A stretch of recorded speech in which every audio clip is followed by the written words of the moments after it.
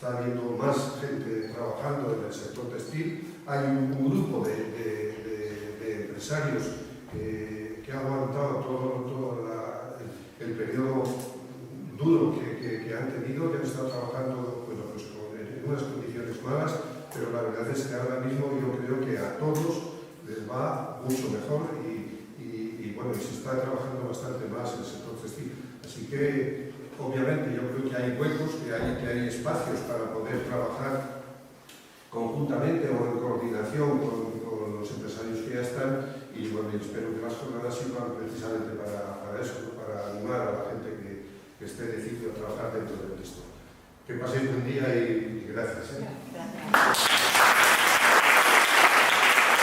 Llevamos 20 años gestionando los fondos en base a demandas y precisamente el textil de aquí de Pradolongo es uno de los motores de la economía local.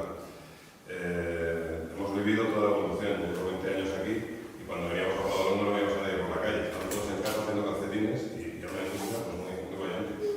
El primer programa, el Líder 1, 95-99, pues 50 expedientes, los 50 primeros expedientes fueron máquinas textiles, máquinas de producción del textil en Pradolongo.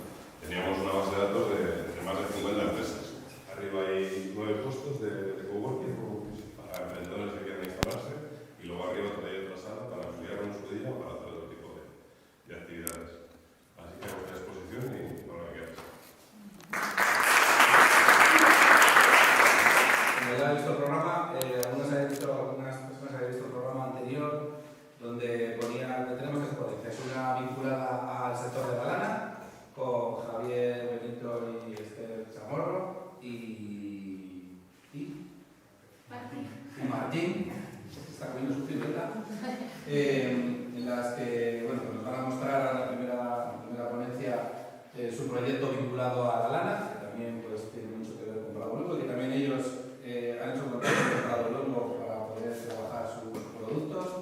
Estaba previsto que viniese Pilar de Tubilla del Lago para hablar de su taller y su tienda vinculada al cuero. Lleva 20 años o más, 25 años trabajando en la Ribera del Duero, pero dio positivo en COVID y después hemos estado detrás de 3 o 4 productores de la provincia de Burgos, artesanos vinculados al cuero, pero no ha sido posible que vengan y no por ello es peor, pero bueno, contaremos con Alfonso, que es nuestro colaborador de cabecera, un gran artista y artesano, que luego veremos de qué nos habla, de la indumentaria tradicional del siglo XXI.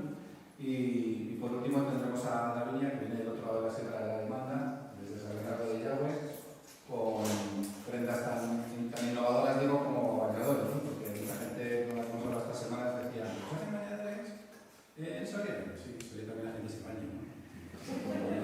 Bueno, si no se bañan, pues se ponen bañadores, no se bañan. Para ir a la compra o así. Es que hay algún soriano más. Así que, Esther, pues cuando tú quieras, el proyecto se llama De Lana y lo que les hemos pedido es que cuente su trayectoria, para que valga esos sufrimientos y esos éxitos, absolutamente todo lo que les pueda ocurrir, pues sirva como clase maestra, ¿no? para empujar. Y además, desde una localidad que es el Escorial, que es conocida por todo el mundo, posiblemente en Madrid, pero también vinculado a un pequeño pueblo de Zaragoza, donde hay una ganadería y vais a contaros. Gracias. En primer lugar, gracias al Ayuntamiento de Pradoluengo y gracias a los organizadores del evento por invitarnos, porque para nosotros, evidentemente, es un honor estar aquí y, sobre todo, es un honor y una oportunidad poder contar a mucha más gente cómo hemos conseguido trabajar nosotros, porque al final ha sido un subir y bajar montañas hasta llegar a algo que funciona y a algo que nos da pie a seguir investigando y a seguir mejorando todos los procesos que llevamos a cabo. Nosotros ahora mismo, si nos dijéramos, ¿qué hace De Lana? Pues una explicación aséptica de lo que hacemos es que somos productores de hilos y prendas con lana 100% del país, manteniendo todos los procesos dentro de la península. Pero ahí nuestra gran inspiración, que evidentemente son ellas, y que muchas veces no sabemos quién eligió a quién, si la lana a nosotros o nosotros a la lana, porque también ahí hubo un curioso proceso en el que empezamos a investigar cómo podíamos emprender en el sector de la moda, que era el que veíamos más cojo, porque sí que encontrábamos muchas alternativas energéticas de transporte y de alimentación, pero en moda siempre decíamos, ¿y aquí? O todo era extranjero, o había una serie de conatos, pero los tejidos también eran de fuera. Y empezamos a investigar incluso en talleres que hubiera de trabajo social y había muy pocas alternativas. Pero en una de las incubaciones que hicimos de empresas, dimos con una persona que nos preguntó, ¿y por qué no trabajáis con lana? Oye, pues fue como si nos metieran un virus maravilloso, en este caso, porque a partir de ahí empezamos a investigar, recorrimos muchos pueblos de la península y empezamos a trabajar. Entonces, siempre, algo que recomiendo y que también es el motor que a nosotros nos motiva a seguir trabajando, es que siempre hay que estar muy vivo. Y siempre cualquier cosa, cuando tú vives de algo que es una pasión y que incluso a veces roza la locura, siempre te hace fijarte en ello. Ayer simplemente estuvimos cenando aquí en el camping. Pues me pareció un lugar maravilloso, en el que la experiencia de estar allí ya era algo diferente a muchos otros sitios a los que nosotros solemos ir de forma habitual. Entonces te empiezas a hacer preguntas. ¿Qué tiene este lugar que me hace sentir diferente? ¿Por qué? ¿Cómo lo puedo yo trasladar a la experiencia que viven mis clientes con mi producto? Entonces ahí empieza un nuevo proceso. Hace poco, viendo un documental en Netflix que hablaba sobre los grandes chefs, pues una simple frase, el plato nunca puede superar al ingrediente. Y dices, uy, pues a lo mejor yo también hago eso. Mis hilos nunca pueden sobrepasar o nunca pueden ser superiores o intentarlo a la materia prima con la que estoy trabajando, que es la que tiene que relucir y la que tiene que realmente tomar el protagonismo de cualquier cosa que yo haga, porque realmente lo es. Ellas lo son. En ese sentido surgen muchos caminos y uno de vez en cuando se pierde y se va por el que no debe y la vida le vuelve a poner en el carril correspondiente.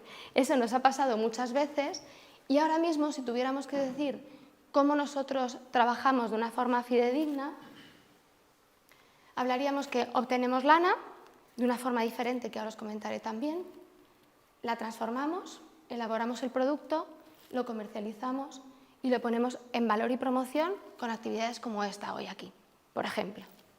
Pero todo se pinta con que todo se critica, todo se evalúa, todo se valora, todo se ven puntos de mejora y todo está en constante movimiento. No hacemos algo porque sí y es inamovible. De hecho, simplemente en esta próxima temporada, una de las cosas que vamos a hacer es, como hacen en muchas ganaderías, un desvieje. Lanas que ya no cumplen una serie de requisitos y lanas que no mejoran la experiencia de nuestros clientes o que ya consideramos que no nos resultan útiles para lo que estamos haciendo, van a desaparecer para dar paso a otras cosas. Porque si no, también la cabeza como que uno se vuelve un poco loco. En ese sentido, y dentro de los procesos que nosotros hacemos, esto que se ve aquí es una de las grandes problemáticas a las que nos enfrentamos. Que cada año, aparte de que se reduce la cabaña ganadera a nivel nacional, porque cada vez hay menos rebaños, menos pastores y, por tanto, menos ovejas. Y, por tanto, menos beneficios que ellas producen en el medio ambiente y en el medio rural en el que habitan de forma habitual. Y son toneladas y toneladas y toneladas de lana que o se tira, o se quema, o se entierra, pero en todo caso genera un problema de gestión y de logística tanto para ganaderos como para las comunidades. Y de hecho estos montones de lana que hemos fotografiado son montones de lana de una ganadería soriana que llevamos 3 años recogiéndola nosotros y bueno, pues ya veremos qué hacemos con ella. Pero de momento esta está en la nave de pensar. Esta foto es muy representativa porque es un gesto que hacemos de forma habitual cuando nosotros acudimos a evaluar junto con los ganaderos la calidad de la lana de una ganadería. No trabajamos como un lanero tradicional o como cualquier otra empresa. Según se esquila la oveja, se mete en sacas, se vende y ya no se sabe qué pasa con ella.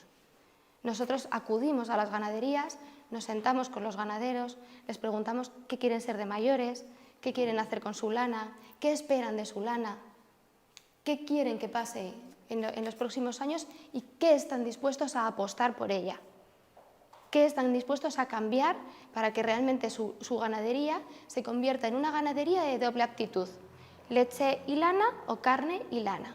Entonces ahí, dependiendo de cómo ellos se sitúan, empezamos a jugar en muy diferentes aspectos. Habitualmente lo primero que hacemos cuando a ellos les parece bien empezar a jugar, porque al principio es un juego, empezamos a ver las ovejas y qué nos pueden ofrecer, cuál es la calidad de su lana, qué rizo tiene, qué cantidad de grasa, qué longitud, qué diámetro. Hacemos alguna evaluación, evidentemente en laboratorio, mucho más seria, que nos dice cuál es la salubridad de esas ovejas también a través de la fibra. Al principio en los análisis de fibra leíamos 1 o 2 parámetros que eran los que más o menos interpretábamos nosotros y podíamos entender.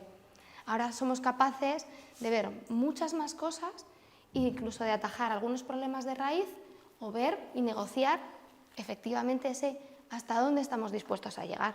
Y en concreto este equipo es el equipo con el que esquilamos de forma habitual la ganadería pequeñita de Aragón que comentábamos al principio. Pero ahora mismo de lanas abre a 3 posibilidades de forma permanente y muy firme. Una es el trabajo con ovejas que habitualmente no tienen una lana que sirve para textil. Aquí tenemos un primer ejemplo que es un hilo de oveja castellana. La oveja castellana es una oveja tradicional que se utiliza exclusivamente para cordero. Bueno, pues nosotros en una de las primeras visitas que hicimos a una ganadería que llamó a nuestra puerta y nos dijo «estoy dispuesto a», empezamos a jugar y vimos que dentro de la propia ganadería había ovejas que tenían pelo muy largo y pelo muy duro, que ese pelo no sirve, pero había muchas otras que tenían menos pelo y más lana. Entonces empezamos a separar esas ovejas y en la primera esquila en la que nosotros pudimos hacer la separación de fibras, que es algo que también solemos hacer, trabajamos en los días de esquila con ellos, que suelen ser jornadas de trabajo extremadamente largas porque son alrededor de 12-16 horas sin parar exclusivamente para almorzar y comer algo, pero el resto del tiempo no se para ni un segundo y además es un trabajo físico bastante duro. Y cada vellón se evalúa para retirar los restos, incluso para retirarlos enteros en caso de que no cumplan una serie de requisitos. Porque en ese momento, visto el vellón en una mesa, es mucho más fácil de manera visual ver ciertas características y a la mano lo mismo. Vellones que a lo mejor de ovejas que han estado mucho tiempo más estabuladas porque han tenido una enfermedad y la lana se parte, se desechan de forma directa. Y también nos da pie para recoger muestras, ver también cómo se trabaja en las ganaderías, ver cómo están las instalaciones. Bueno, pues al final te fijas en muchas cosas en esas jornadas tan largas. Ese es un ejemplo en el que hablábamos de oveja castellana. El segundo foco que ponemos en la lana es en las ganaderías de merino tradicional. Gente que conserva rebaños de rancio abolengo y que quiere mantenerlos como tal, que guarden su árbol genealógico, pero que no están dispuestos a que esa lana se venda o se manipule junto a otras miles y miles y miles de toneladas de otras ganaderías sin guardar cierta diferenciación, ya que apuestan por poner un cuidado diferente. No marcar con pintura, empezar a hacer esas analíticas que puedan mejorar la fibra, hacer una selección de los animales no solamente por su aptitud en carne, sino también por su aptitud en lana, etc. Y la otra tercera parte, que en esa somos pioneros junto a las 3 ganaderías con las que trabajamos, estamos apostando por un nuevo modelo de una raza de oveja que hasta ahora aquí en la península no existe. ¿Cómo la vamos a llamar? Ya se decidirá. Pero de momento lo que sí supone es ovejas merinas tradicionales o nacionales realizando cruces, igual que se han realizado cruces para mejorar la aptitud en carne, mejorar la aptitud en lana. ¿Cómo se efectúan esos cruces? De diferente manera. Empezamos con Sorrosal, que es una ganadería que cruzó sus ovejas con ovejas neozelandesas y francesas. y a la vista está el resultado. Y ahora estamos trabajando con otras 2 ganaderías que lo que han hecho ha sido empezar a cruzar con genética australiana. ¿Por qué? Porque la única forma de mejorar esa aptitud en lana es optando por los mejores ejemplares que se han conseguido en otros países. Nos va a llevar a hacer unas lanas más finas, con una menor cantidad de grasa y con una rentabilidad en el mercado mucho más superior, porque lo que se demandan son lanas finas y extra finas, para hacer tejidos deportivos o para hacer otro tipo de tejidos. Entonces, bueno, poquito a poco vamos abriendo esa senda y vamos diferenciando unos pequeños nichos que nos puedan dar una rentabilidad mayor, tanto a las ganaderías como a nosotros, con unas lanas diferenciadas en el mercado que juegan al mismo nivel que las lanas uruguayas, argentinas, neozelandesas, australianas, que tan cotizadas son en general en todos los mercados. Entonces, ya una vez tenemos seleccionadas esas fibras, van al lavadero. Otro de los puntos calientes de la producción en el que nos enfrentamos a varios retos, porque la mayoría de los lavaderos no cumplen protocolos como el de Kioto a nivel medioambiental y están empezando a llamar a sus puertas y decir, tienes que invertir unos cuantos millones de euros en mejorar tus instalaciones porque tú te preparaste para lavar miles de kilos al día. Entonces, bueno, ahí evidentemente nosotros también estamos pensando posibles soluciones, hablando con personas que trabajan en el sector, no solamente aquí en España, sino también en Europa, porque la problemática es exactamente la misma.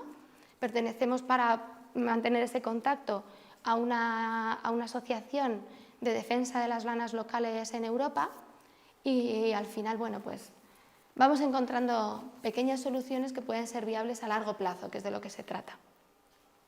Solventamos el lavado y ya enviamos esa lana a los diferentes reductos que quedan a nivel nacional donde se pueden realizar hilos, que también ha sido uno de los grandes escollos, sobre todo cuando empezamos. Sí que estamos sintiendo, como comentaban los compañeros que trabajan aquí, y aquí en este pueblo veo que también lo han sentido, cuando nosotros empezamos a hacer hilos hace 8 años, había muchas empresas que estaban a puntito de cerrar.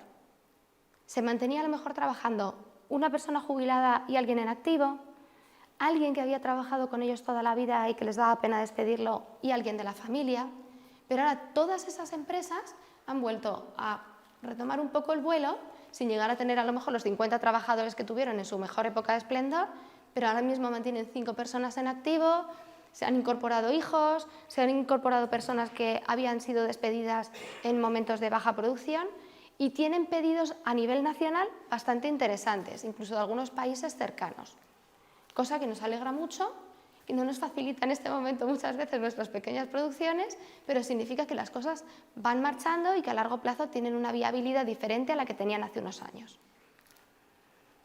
En todos los procesos, como veis, lo que os relato, no solamente lo relatamos porque lo hayamos visitado, sino que muchos de los procesos hemos aprendido a hacerlos con ellos porque queríamos participar y saber la complejidad que tenía y sobre todo aprender a ver qué más opciones tenemos, cómo podemos diferenciar nuestros hilos, qué significa cuando te dicen no es que este hilo tiene mucha tensión, vivirlo, tocarlo, sentirlo para interiorizarlo y después poder hacerlo mejor. Que eso ha sido clave, por ejemplo, para el hilo de la castellana. Y una de las cosas que no se me puede olvidar en ningún momento es hablar de toda la parte de marketing. Nosotros hemos pasado 4 o 5 años de toda nuestra experiencia como emprendedores creando el mejor producto.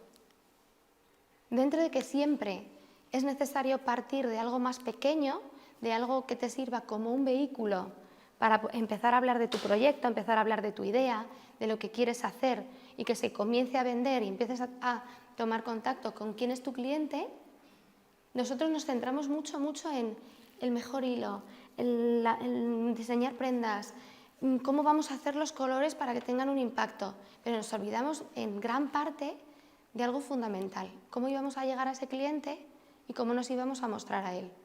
Es decir, algo tan banal como las actividades de marketing. Bueno, pues eso fue una de nuestras grandes fallas durante muchos años, que parecía que no salíamos de nuestro hueco y al final sí que, como no puedes hacer todo y todo bien, contratamos una compañera que es la que nos lleva a cabo la fotografía y ahora tenemos también otra compañera dentro del equipo que nos ayuda con el storytelling dentro de las redes sociales, porque nosotros nos dábamos cuenta que cuando hablábamos con ellas, siempre nos decían cuando les contábamos algo, ¿y esto quién lo sabe? Y nosotros decíamos nosotros. Porque como que todos nos lo quedábamos y todo lo sabíamos, y todo para adentro, para adentro, para adentro, pero lo que nos costaba era contarlo y sobre todo creer que eso que nosotros podíamos contar realmente tenía un valor. Gracias a ellas y a ese ir tirando del hilo, porque nos mandaban incluso correos enteros llenos de preguntas, de cosas que a ellas les motivaba curiosidad sobre nuestro trabajo, hemos elaborado todo un discurso diferenciado de por qué hacemos las cosas como las hacemos, y una simple foto ahora dice muchísimo más que lo que decía hace 5 años. Porque la mayor parte de nuestras clientas saben por qué hacemos lo que hacemos, cómo lo hacemos y dónde queremos llegar con ello. Evidentemente, al final, para poder llegar a un lugar en el que algo te funciona, nosotros hemos abierto muchas posibilidades. Empezamos haciendo piezas con fieltro a mano. Empezamos haciendo incluso hilos a mano para ver si un producto tan exquisito tenía cabida en un mercado normal. Empezamos probando con hilos que ya existían y algunos hilos hechos por nosotros, tintando con tintes naturales, tintando con tinte industrial certificado. Hemos ido probando muchas diferentes cosas, incluso colecciones de prendas que han ido modificándose muchísimo a lo largo del tiempo. Y entonces nos hemos ido quedando con lo que mejor funcionaba, lo que siempre hay alguien que repetía y con lo que nos ha hecho afianzar una comunidad. Que al final de eso también se trata, de con tu discurso, con tu persona y los lugares a los que acudes, crear una comunidad. La gente, por ejemplo, se asombra en el pueblo en el que vivimos porque siempre viene gente de otras comunidades, incluso de otras zonas del mundo, buscando conocernos. A nosotros ya no nos asombra. La primera vez que vino una diseñadora y tejedora japonesa que nos escribió porque quería visitarnos, evidentemente nos llamó la atención. Pero ahora ya no, porque lo reconocemos como parte de nuestro trabajo, parte de nuestra vida y parte de lo que hemos sido capaces de crear. Que realmente nuestros hilos. Esto es una feria en Sevilla que acudimos en abril, la primera pospandemia, en la que acudió gente de toda la península, porque había colores y había calidades que hasta ese momento no habían podido tocar en persona. Estaban hartas de verlas en redes sociales, pero lo que querían era sentirlo. Y ahí ya decidir, con la paleta en la mano, qué colores se llevaban para tejer. Y la verdad que fue un locurón, fue de las ferias que desde que abres por la mañana hasta que cierras por la tarde, ni comer. Que eso siempre está muy bien. Es agotador, pero siempre está muy bien. Y este sentimiento, que siempre esta imagen, cuando hablamos sobre el medio rural, me gusta bastante ponerla, en todos los años que llevamos de estudio, cuando nos reunimos con otras personas que trabajan con lana a nivel internacional, no encontramos un sentimiento que de forma repetitiva hemos encontrado aquí en España. Y es que todo lo rural tiene un cariz despectivo. Es algo que o vale poco, o pertenece a un pasado en el que se guarda cierto dolor, o es algo que no tiene el conocimiento que guarda la ciudad, no es algo vanguardista e iluminador. Entonces a mí siempre me recuerda un poco a las películas de Paco Martínez Soria, en las que la persona que se desplazaba del medio rural al medio urbano carecía de ciertas herramientas. Cuando nuestra experiencia y todo lo que seguimos aprendiendo a lo largo de este proceso que no acabará nunca de emprender, es todo lo contrario. Tanto en el medio rural como en las fábricas, como en el conocimiento que compartimos con los pastores y las pastoras, existe algo que es muy difícil de transmitir. Porque existe una sabiduría interna que solamente se transmite cuando trabajas de forma directa con ellos. Que esa fue gran parte de la humildad que nosotros tuvimos de decir, cuando entramos en una ganadería o entramos en una fábrica, para nosotros es un territorio sagrado, en el que se trata de ver, oír, callar y aprender. Porque solamente de esa manera vamos a ser capaces de realmente ver por qué hacen las cosas como las hacen. Y no tiene absolutamente nada que ver la ganadería de Luis Rosal en Zaragoza con la ganadería de Fuente de los Romeros en un pueblo cerca de Don Benito. Porque son dos formas tradicionales de sobrevivir en dos lugares absolutamente diferentes, con una climatología diferente y con una vivencia familiar diferente. Entonces ahí, aprender. Y en base a eso, ver hasta dónde están dispuestos a mejorar.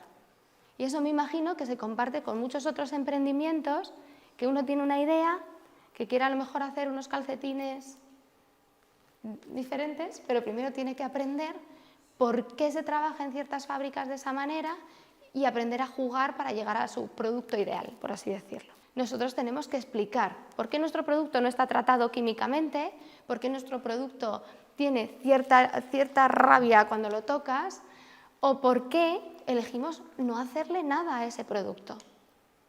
¿Por qué repiten? Porque es un producto que al no estar manipulado químicamente, su durabilidad en las características tras su manipulación con el tejido no varía. Se mantiene intacto durante mucho más tiempo. Muchas de las lanas con las que ellas trabajan, que tienen tratamientos para que la lana sea mucho más suaves, en las que eliminan la escama natural que tiene la lana, son lanas fofas que cuando luego las lavan pierden la forma y se quedan deslavazadas. Es que ahora mismo no me sale cómo se puede, me sale muy de estar por casa. Otra forma de divulgación que empezamos a trabajar el año pasado a través de una campaña de crowdfunding fue como recopilar todo eso que nosotros habíamos sido capaces de crear en todo este tiempo y todas esas horas de estudio de qué había pasado en la península, qué fue lo que nosotros nos encontramos y cuál ha sido y cuál es nuestra propuesta de futuro para estas lanas, ponerlo todo juntito en un libro. También con un guiño hacia nuestra clienta principal, que es clienta tejedora, tanto nacional como internacional, metiéndole patrones de diseñadoras nacionales e internacionales para ponerlas directamente a trabajar, que al final es lo que más les gusta. Pero bueno, un libro donde también nos sirva de vehículo para que ellas comprendan quiénes son Esther y Javi y a qué nos dedicamos realmente cuando ellas compran una madeja de lana para tejer. Un poco manteniendo esa línea de importantísimo que sepan qué hay detrás de una foto, pero que simplemente la foto ya venda tu producto. Porque si no lo ven y no les resulta atractivo, al final hay una parte que se rompe y eso nosotros nos dimos cuenta hace relativamente poco tiempo. Y esa apuesta sí que fue importante. No podemos saber hacer todo. Al principio, cuando empiezas un emprendimiento, eres tu propio contable, tu propio fotógrafo, llevas a cabo las redes sociales, viajas para tener controlada tu cadena de producción, acudes a las ferias y llega un momento que eso es inviable. Entonces, bueno, delegar, sin perder de vista en todo momento lo que delegas y por qué lo delegas y cómo lo delegas, porque hay que estar pendientes siempre en cada momento. Aunque, bueno, historias de fracasos cagadas, os podríamos contar muchas más casi que éxitos. Y ahora lo que quiero es que me preguntéis, porque es la mejor forma de que saquéis más cosas. Porque yo os he contado cómo trabajamos, os he contado nuestros procesos. Evidentemente, nuestro emprendimiento no es un emprendimiento fácil, porque al final tocamos ganadería, tocamos industria y tocamos producto final, cliente final y encima clientes finales diferentes. Hemos tenido que adaptar nuestro lenguaje a muchos diferentes trabajos y a muchas diferentes personas, pero también nos parecía maravilloso poder hacerlo. Entonces al final el cuerpo se adapta y aprendes qué lenguaje tienes que hablar en cada momento dependiendo con quién estás, que es algo que también, bueno, pues ha sido maravilloso poder hacerlo. Y creo que tengo alguna cosa más. Ah, sí, tengo una notita más que ayer por la noche. Dije, hay cosas que no se me pueden olvidar, y alguna vez cuando se me olvidan luego voy en el coche, ¡ay, esto no lo he contado! Cuando emprendes, que seguro que, bueno, Davinia seguro que también lo comparte, y la gente que tenéis aquí pequeños proyectos, estoy convencida de que también, tienes que aprender a vivir al borde del abismo. ¿Qué significa eso? Que siempre tienes ahí un sentimiento de incertidumbre con el que aprendes a vivir. Hay cosas que te funcionan muy bien y crees que te puedes afianzar, pero de repente hay algo que cambia y dices, pues no existía tampoco esta zona de confort, y entonces tienes que volver otra vez a la rueda en la que explicábamos por qué siempre tenemos que estar evaluando, reevaluando, investigando para que esa maquinaria no pare. Porque no sabes en qué momento se te va a caer un productor, no sabes en qué momento te va a decir, ay, no, es que yo ahora estoy petado de trabajo, esto te lo entrego en un año. Y dices tú, ¿hola? Entonces, siempre tienes que tener opciones para solventar cualquier tipo de tropezón que te pueda surgir. Opciones A, B, C, D y E. Porque si no, al final, algo que es pequeño se puede ir al traste.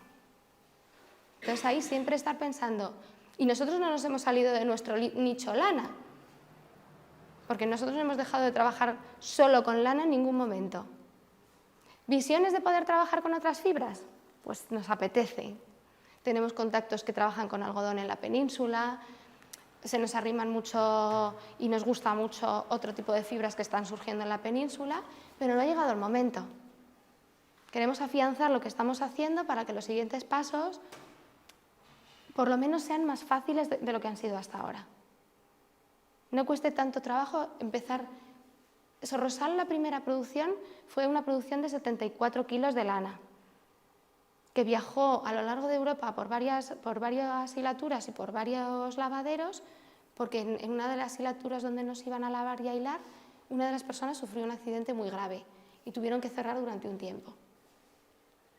Entonces, al final, cuando algo te cuesta tanto trabajo ponerlo en marcha, te das cuenta de cómo tienes que hacerlo en las siguientes fases. ¿Qué ha funcionado para las siguientes? Sí. ¿Que nos hemos ido ganando la confianza de muchas fábricas con las que empezamos trabajando 74 kilos de lana? También.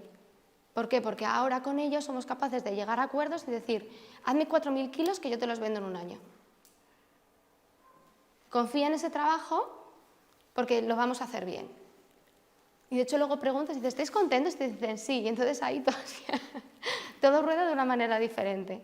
Yo soy enfermera y de hecho sigo trabajando como enfermera de forma activa, porque no he podido desvincular todavía, bueno, no nos ha interesado a nivel familiar, desvincular todavía mi actividad por completo de la actividad empresarial. A veces vivo un poco como Dr. Jekyll y Mr. Hyde, pero después de tantos años hay músculo para seguir haciéndolo. Y Javi es ingeniero técnico agrícola, pero durante la formación en la carrera, ovejas poco. De hecho, hace unos días hemos rescatado algunos librillos que dice, pues algo de ovejas sí que debí ver, porque he ido cogiendo apuntes que tenía en casa de sus padres. Pero realmente lo que era el trabajo con lana, procesos,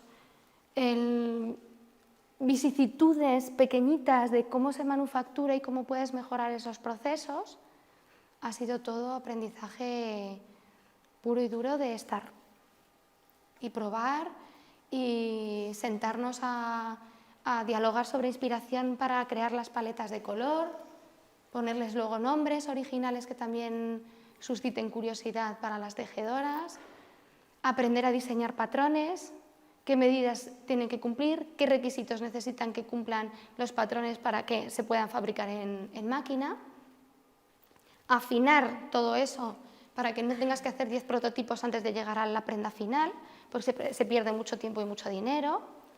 Y bueno, vas aprendiendo y al final funciona.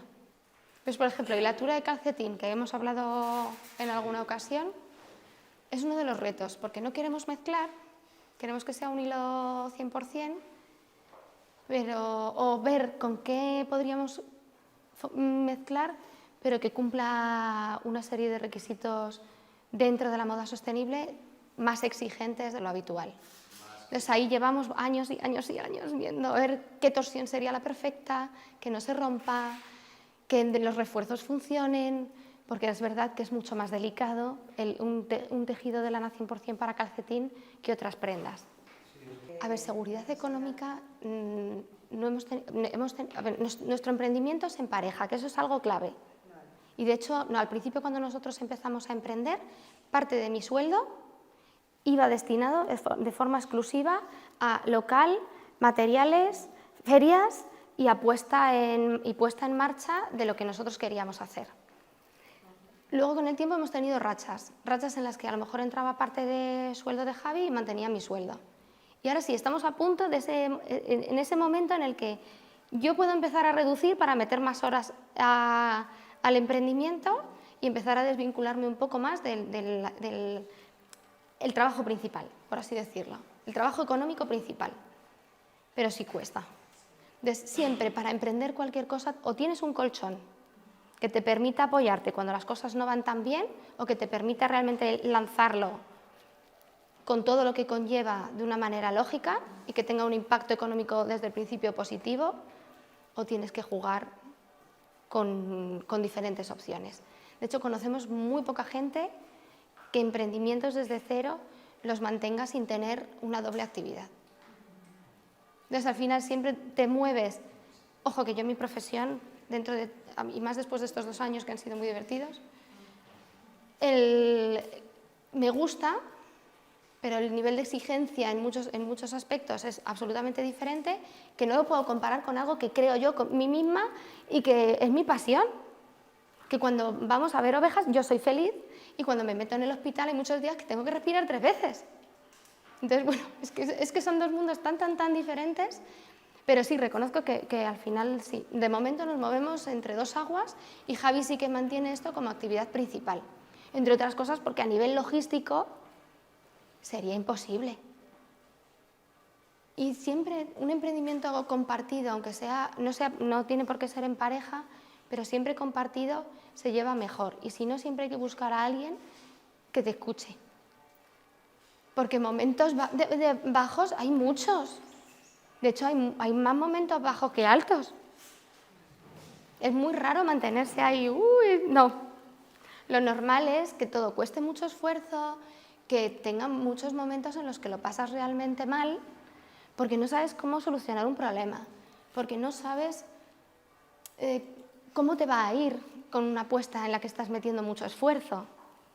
Nosotros ha habido ferias en las que hemos presentado alguna lana y a lo mejor cuando llevamos allí muchas horas nos mirábamos como diciendo pero hasta llegar a ese momento han sido meses de mucha tensión y de ver si íbamos a llegar. No os digo este verano que en una de las ferias que era más o menos importante se nos olvidaron 2 colores.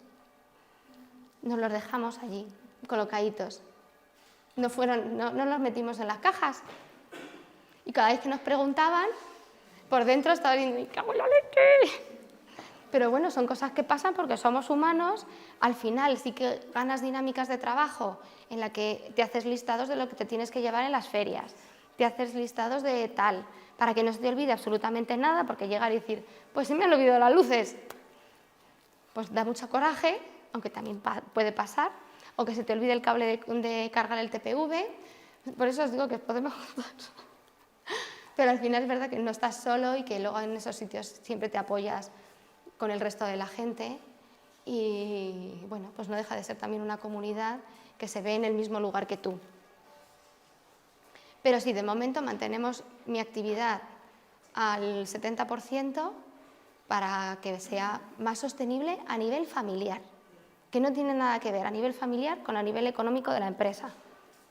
Porque para mí siempre ha sido prioritario que a lo mejor entrar a alguien que a nivel profesional sé que nos va a solucionar un problema mayor que el hecho de cobrar yo por el trabajo que hago. Pero bueno, eso en algún momento se tiene que acabar también. Entonces, bueno, ahí nos movemos poquito a poco. Cuando he comentado lo de que necesitas a alguien que te escuche, he visto por ahí alguna cara, porque es verdad. Mira, yo tengo incluso en los listados de reproducción del móvil, tengo incluso algunas meditaciones que en un momento dado me han venido muy bien porque te ayudan a otro nivel a intentar encontrar problemas a cosas que estás viviendo dentro de tu emprendimiento. Entonces ahí si alguna os apetece os puedo dar un par de referencias interesantes. Al final no deja de ser que la cabeza trabaja mucho y en algún momento hay que ponerla en off. Y eso es una de las formas de hacerlo. Porque dejar de pensar en lana o dejar de pensar en bañadores o dejar de pensar en calcetines es imposible, es donde estás viviendo en el día a día. A ver, la complejidad logística de ir a buscar una lana. El siguiente paso, que es el del lavado, es el mayor escollo. Y luego, aparte, que esas lanas necesitan un tratamiento. Necesitan un tratamiento que sea antifúngico, antipolilla, ignífugo. Y entonces hay una serie de químicos que en cierto modo están permitidos o no, dependiendo de la legislación. Y luego tienes que encontrar una industria que te haga esos bloques. ¿Qué sucede? Que ninguna industria te hace bloques para tu vivienda, porque ellos lo que están preparados para hacer es para hacer millones de bloques al día. Entonces, ahí es el principal escollo. Si tú quieres algo que te sirva a ti a nivel individual, no lo vas a encontrar. Además, todo funciona bajo pedido y tienen que ser miles y miles de kilos. Nosotros hemos estado años queriendo hacer rellenos para edredones nórdicos que fueran de lana 100%. Primer escollo, en la península no hay ninguna empresa que ya trabaje lana 100%. ¿Por qué? Porque las máquinas son distintas, porque las cardas se deforman y si tú mezclas un 50% poliéster de un 50% con lana, eso no sucede. Y además es una napa que después, cuando hacen el dibujo del edredón, saben que se va a mantener estable y que no va a proporcionar ningún tipo de problema. La única empresa que nos hacía ese tipo de trabajo era en Francia y el pedido mínimo eran 3.000 kilómetros. 3.000 kilómetros cuadrados de rollo. De rollo. Y luego llevarlo a que te hicieran lo que es el dibujo con el algodón que lo cierra. Y a mano cobraría también un precio en el mercado imposible. O sea, lo que es el valor de la materia prima y el no cuidado que ponen la mayoría de las ganaderías porque no les va a proporcionar nada. Este año ha habido muchas lanas no textiles que directamente no se han recogido porque no les compensa ni siquiera a las personas que van con el camión. Y nosotros hemos recibido un montón de llamadas diciéndonos que si nosotros recogíamos lana.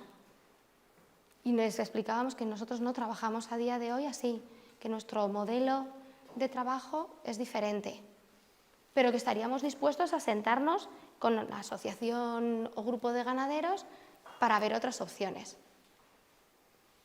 Pero sí, hay varios niveles a nivel industrial que son muy difíciles de solventar.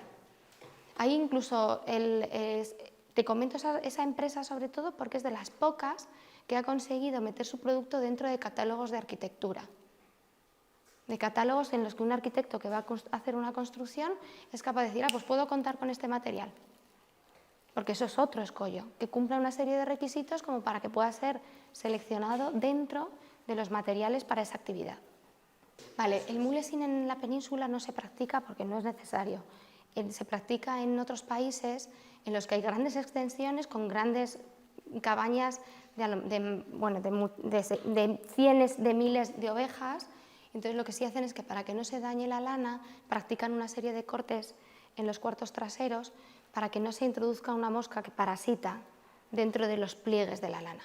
Pero aquí eso no es necesario, porque no hay sí hay mosca, pero no existe esa problemática porque son ovejas que están al aire libre, que cuando hace frío normalmente se guardan.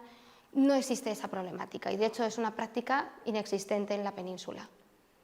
Visos y futuro, pues a ver, dentro de que vivimos en un mundo bastante incierto en todos los niveles, lo que sí hemos vivido en estos años es un repliegue de la industria que en China y en otros países en los que hasta ahora era todo muy barato y era jauja, empieza a haber unos estándares que a la gente se les muere de cáncer, porque trabajan en unas condiciones con una serie de químicos y con una serie de horas de trabajo que son incompatibles con la vida.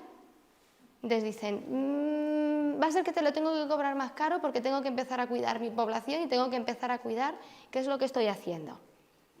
Entonces, sí que hay una gran parte de toda esa producción que ahora va a virar Sudáfrica y otros países que no están en el mismo nivel que ahora ya está China e India, pero hay muchos otros que para poder certificar y para poder vender su producto de otra manera, dicen, yo me vuelvo a casa. Lo voy a vender al mismo precio A lo mejor voy a ganar bastante menos, pero voy a poderlo comunicar de una manera distinta.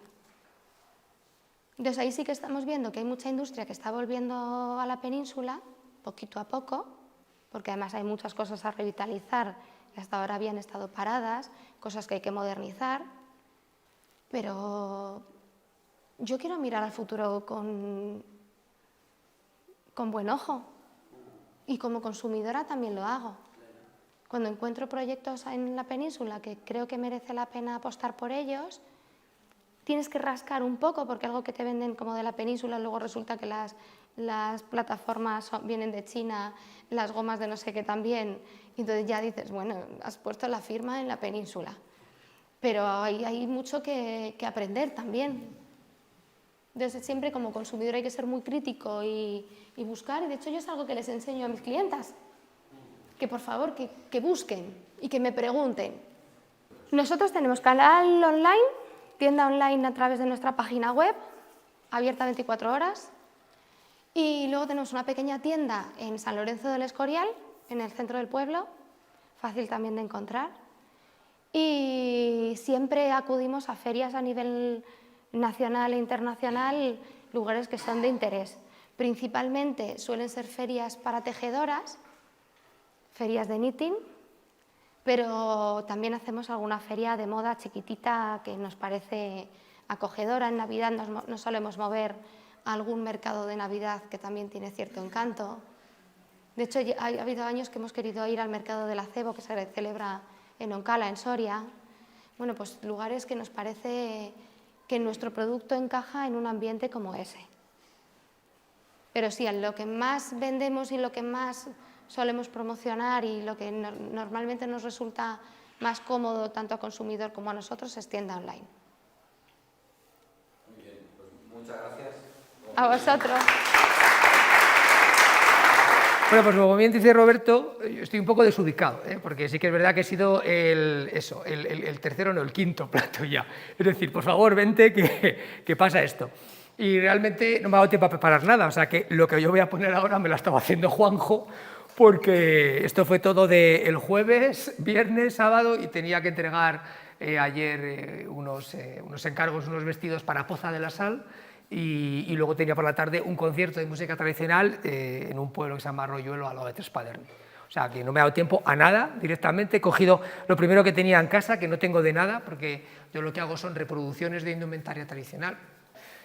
Siempre he creído en la cultura tradicional, y el problema es que el folclore, en cierto modo, es la cultura de los pobres, porque yo también tengo, como bien le ha pasado a mi compañera anterior, otro trabajo, afortunadamente, porque es imposible, y en mi caso, ahora vais a ver por qué, vivir absolutamente de esto.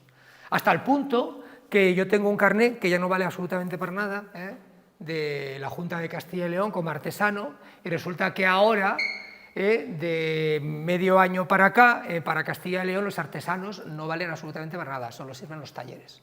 Entonces tienes que tener dado de alta un taller de artesanía, pero tú, si eres el mejor artesano del mundo, lo tuyo, aunque no sepas más que tú hacer estas cosas, pues no les importa un carajo. Es muy curioso, ¿no?, que ahora no exista en la Junta de Castilla y León la figura del artesano y solo existan los talleres. Y encima te estén hablando de talleres de gente, pues en mi caso de los textiles, bueno, pues, que están metidos en el dólar porque ponen como ejemplo, pues eso, gente que hace trajes de novias, pues tipo Rosa Clara, etcétera, etcétera. Digo, ¿eso qué tiene que ver con lo que podemos hacer otra gente? Esto la verdad que me ha enfadado muchísimo, viene de Cerdeña, aquí está Willa, mi pareja, que donde por cierto hay millones de ovejas, y es cierto, allí casi todo, vamos, hay un porcentaje altísimo de habitantes que se dedican al pastoreo, pero también es verdad que es una isla, ya sabemos lo que es una isla, está, como yo dices, isolada, o sea, es complicado salir de allí, tienes que tener, bueno, pues la cabeza más abierta. Hay mucha gente que en cierto modo vive de la ganadería, de las ovejas principalmente, que es lo que hay allí, pues porque no pueden hacer otra cosa, pero está claro que en los mundos en los que estamos, por desgracia, pues si puedes marcharte a hacer otra cosa, lo haces, y es lo que nos ha pasado aquí. En el caso de la cultura tradicional a la que yo me dedico a estudiar y de la indumentaria tradicional, pues bueno, se ha ido al traste porque bueno, estos modos de vida han cambiado y hay mucha gente, o sea, muy poquísima gente que quiera apostar por estas formas de vida. Entonces, bueno, yo qué sé, Es que se me viene a la cabeza ahora pues, con la desgracia que tenemos de la guerra, y resulta que, claro, o sea, ¿qué extensiones de terrenos tenemos aquí para cereales? Mirad una provincia como Burgos, la Bureba, ¿no? Estamos diciendo que es que no tenemos ahora material, porque tiene que venir todo, por desgracia, de Ucrania, que están donde están, pero es que nadie se plantea que ahora de repente la gente vuelva otra vez a los núcleos rurales, esa España vaciada, una provincia como Burgos, que tiene casi 1.200 pueblos, ¿no?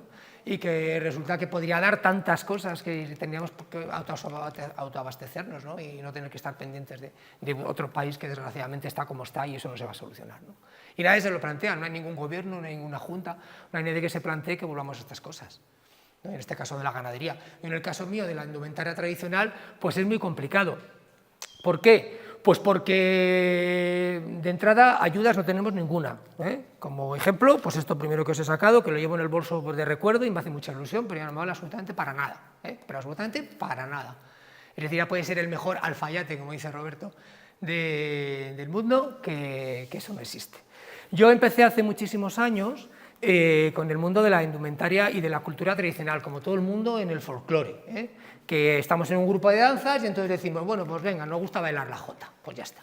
Y en Burgos además eso se lleva mucho. Pero me empecé a dar cuenta, pues que en el caso de los trajes regionales, pues en cierto modo se había desvariado muchísimo y se sigue desvariando y cada vez más, ¿eh? Por eso también en mi caso es muy difícil que la gente te escuche, te entienda y seguimos siendo los pobres de los pobres, ¿eh? Como bien dice Roberto, tengo una muy buena colección, una de las mejores colecciones, por ejemplo, como investigador de indumentaria tradicional, que afortunadamente he dado con gente como Roberto, como Cristina, que tienen una fundación y que en un momento dado han creído que esto pues, tenía que estar en un sitio, pues como Dios manda, conservado. Claro, yo no tengo un espacio material, monetariamente pues ando muy mal, como mucha gente, y entonces no podía guardar yo más de 200 trajes originales que tengo de la provincia de Burgos. Y ahora, bueno, soy técnico dinamizador de patrimonio inmaterial de la Diputación de Burgos, pero solo soy por meses. Y además es que me han sacado del paro del ECIL porque simplemente buscaban un dinamizador de lo que sea. Entonces, en un servicio de patrimonio inmaterial no se ha planteado nadie de que necesitaban una persona que entumiese de etnografía. Y soy el único etnógrafo que hay en Burgos. Yo creo que tengo una compañera que hizo turismo y otra compañera pues, que estudió, bueno, no tiene absolutamente nada que ver.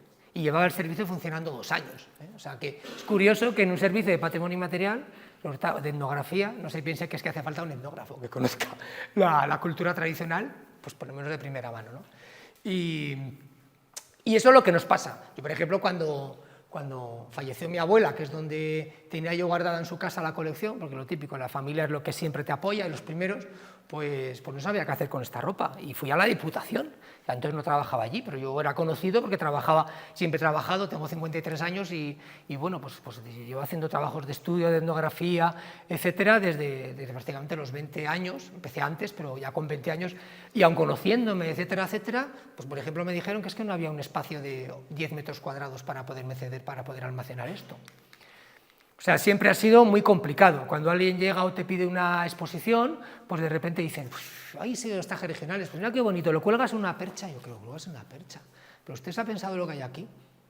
O sea, resulta que estamos hablando, yo qué sé, de diseñadores impresionantes que tenemos en España con unos museos increíbles, y en cambio todo esto que fue la moda del pueblo, ¿no? Y a veces joyas, como por ejemplo alguno de estos trajes que están aquí, que esto ha sido en una exposición que ha habido ahora en Zamora, en junio, son únicos, es decir, es el único traje que ya se conserva, el único traje que ya se conserva, el único traje que ya se conserva, de miles de modelos que había, porque lógicamente era como vestía la gente en los pueblos.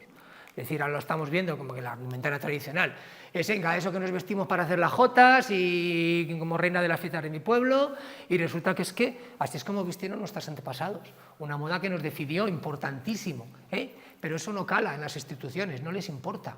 No hay un museo etnográfico en ninguna de las provincias. Y cuando hay uno, por ejemplo, como el de Castilla y León, pues bueno, es una colección que se creó de una forma muy determinada y no representa prácticamente a nadie de Castilla y León, más que solamente a una provincia, que es donde está, en Zamora, ¿no? Con actividades que, de cierto modo, pues, es complicado. Ya os digo que es que el mundo, yo parece que vengo un poco a llorar, pero que es que siempre me he visto un poco perdido y me sigo viendo perdido, ¿no? yo empecé a coleccionar piezas porque iba a los pueblos a hacer trabajo de campo y entonces había alguna vez que las abuelas, uy, pues ¿por qué no te llevas la saya esta? Que en mi casa la vamos a tirar. Tacatá. Otra gente se ha comprado motos, no sé qué, coches, pues yo me lo he gastado toda la vida en refajos. Es el dinero, yo con 16 años, pues el dinero que me daba mi madre para lo que fuese, pues me lo gastaba en una mantilla, en un refajo, en una camisa de lino, en una capa. Entonces, bueno, pues al final, claro, tengo muchísimo dinero invertido, muchísimo dinero invertido. Y espero que esto algún día acabe en un museo etnográfico, porque si no, bueno. De todas formas, últimamente, en las últimas entrevistas que me han hecho, ya lo he dicho y es verdad, estoy un poco harto, en el sentido de que si esto de aquí a pocos años, porque además, en cierto modo, es mi jubilación, no encuentro qué pase con esto, directamente llamo a museos como Kioto, a Japón, y se va la colección entera para Japón. A Kioto, un museo importantísimo que hay de indumentaria en Japón, y les hago una propuesta y la colección de indumentaria, una de las mejores colecciones de España, y lógicamente la única de Burgos, se va para Japón. O sea, lo tengo clarísimo. Las joyas no creo que puedan salir porque se consideran patrimonio nacional, que además dentro de la colección están muchas de las joyas originales del siglo XVII, incluso hay piezas del XVI. En el paso de la reproducción de la indumentaria, pues ¿qué pasó? Que yo empecé en su momento bueno, son fotos que me ha puesto Roberto, o sea que yo voy pasando aquí con los reyes de la ciudad de Burgos, porque trabajo a veces para el ayuntamiento para este tipo de cosas, pero es muy complicado saber lo que son los ayuntamientos. Cuando te encargan algo es horroroso. O sea, yo hago, ahora veremos también, la indumentaria de las reinas de la ciudad. En Burgos hay mucha tradición de las reinas de la ciudad y bueno, pues da igual. O sea, te pagan cuando les viene en gana, a veces tardan un año, o sea, es imposible a veces trabajar para instituciones en estas formas. Ellos, bueno, pues les importa tres narices que debas 2.000 euros de IVA, que debas 1.000 euros de materiales, que hayas invertido otros 4.000 en lo que tal, que cuando te toque cobrar, muy bien, y si no, pues te vas a tu casa y hasta luego, ¿sabes? Entonces es muy duro. Esto fue una exposición que me encargó el Ayuntamiento de Burgos este año, hace 2 años, para inaugurar el espacio expositivo del Monasterio de San Juan, que se cubrió. Y bueno, también se supone que iba a ser el origen de ese centro de etnografía, museo, es decir, acabamos de entrar en el ayuntamiento como partido político y resulta que, bueno, pues eso, fue todo vender humo. Y además es que en muchos casos el problema está en que este apartado del folclore no es el apartado amable, porque el apartado folclore amable es lo que vemos ahora en los grupos de danzas. Aquí en Pradolengo hay grupos de danzas, en todos los sitios hay grupos de danzas, pero pensad que en muchos casos, como se viste, o sea, no tiene absolutamente nada que ver con la indumentaria, con la tradición que hubo en el siglo XIX. Absolutamente nada de nada. O sea, la gente va mal disfrazada y cada vez es peor. En su momento, los procesos de refolclorización que hubo después de la guerra nos uniformaron a todos, es decir, los burgaleses así, los segovianos así, los cacereños así, los madrileños así. Y ahora de repente pues la gente pues, ha empezado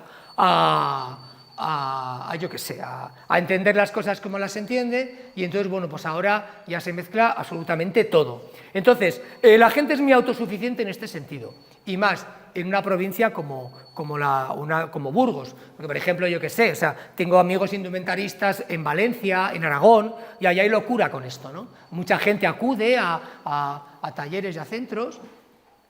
Y resulta que bueno, van allí a la indumentaria tradicional, se hacen su propia indumentaria, se fían de los indumentaristas, pero aquí no. Entonces, claro, aquí pues por ahora es casi inviable y llevo más de 30 años con el taller en mi casa, pues tratando de hacer indumentaria tradicional.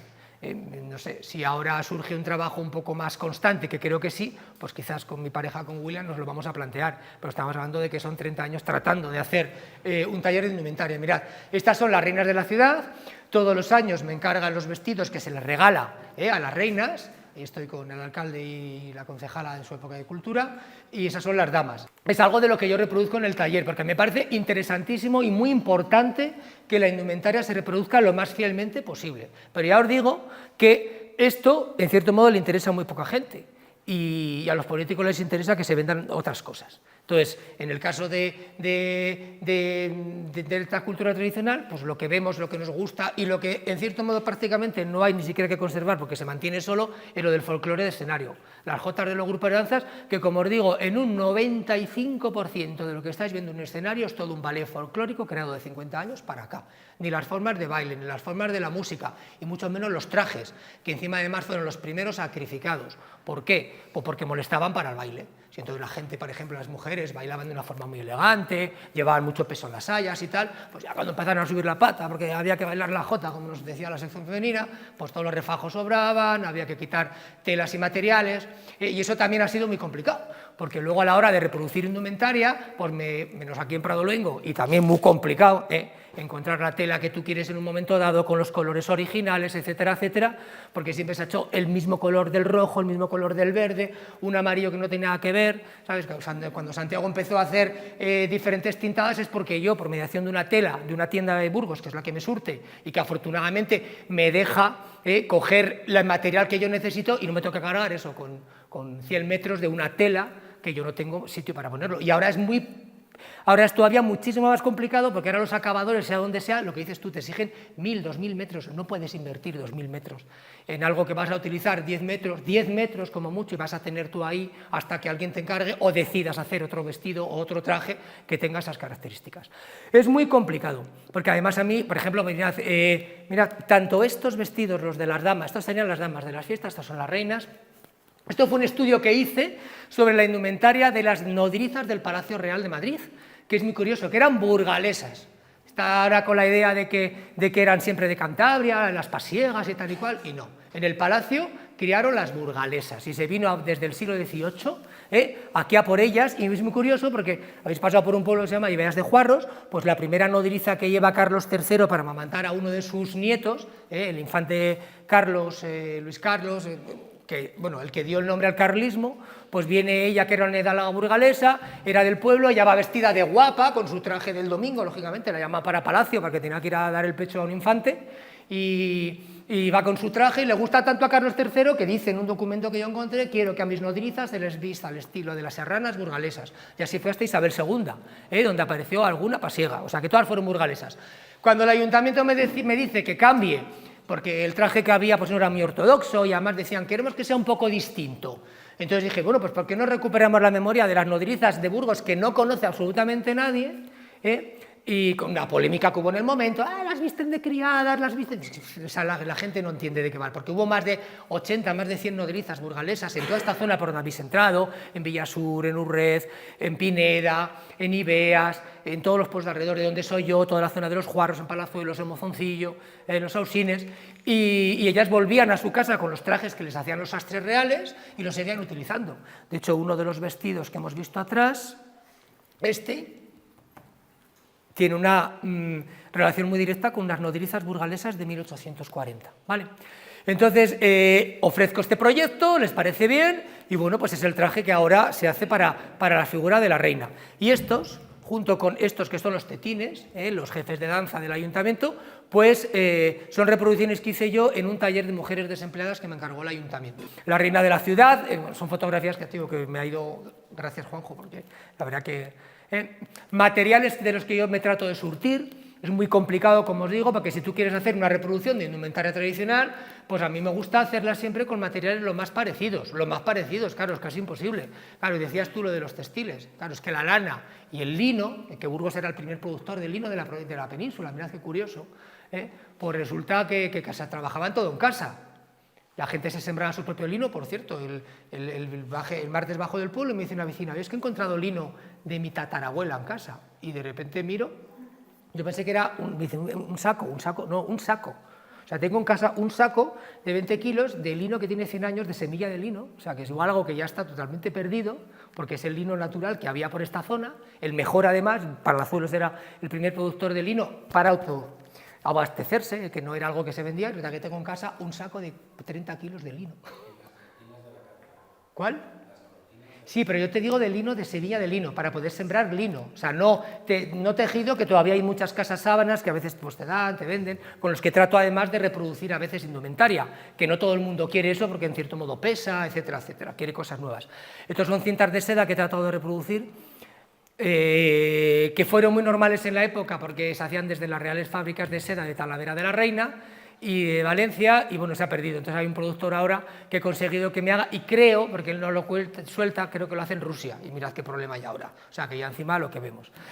Mira, esto es diferentes artículos que me han hecho en prensa, muchas veces pues bueno, cuando llegan las fiestas, o en este caso para unas jornadas que ha habido en Zamora muy importantes sobre indumentaria tradicional, pues bueno, pues siempre te acaban haciendo alguna fotografía. Este es mi pequeño taller, lo tengo en mi casa. Estos son pequeños cursos o talleres, en este caso que me encargaron desde el Museo del Traje de Soria, que fui colaborador, y cuando se creó el museo, donde bueno, pues me llamaron para hacer diferentes cursos de patronaje de indumentaria tradicional.